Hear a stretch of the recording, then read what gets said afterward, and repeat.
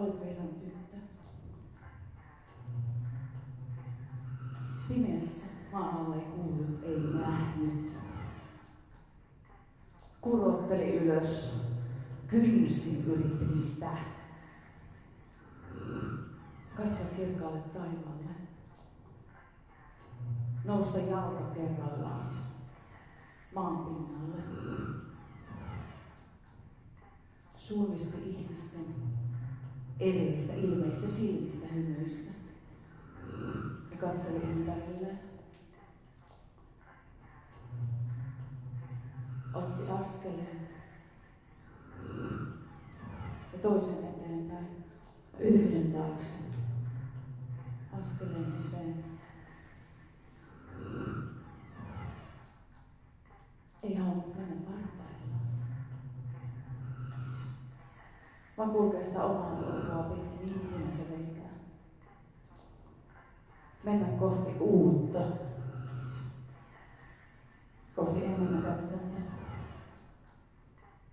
Jonnekin mitä ei vielä tiennyt. Tehdä oman tarinansa.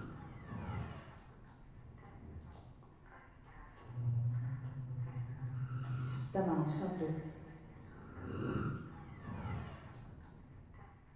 Tämä on satu. On kuullut tämän äänen, on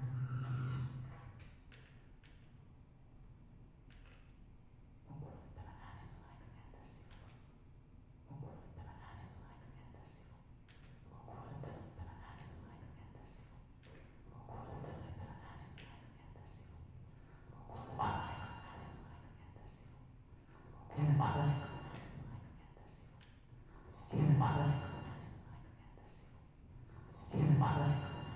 kääntää sivuun. On kuullut tämän äänen, on aika kääntää sivuun. On kuullut tämän äänen, on aika kääntää sivuun. On kuullut tämän äänen, on aika kääntää sivuun. On kuullut tämän äänen. Siinä aika kääntää sivu. Siinä aika kääntää sivu.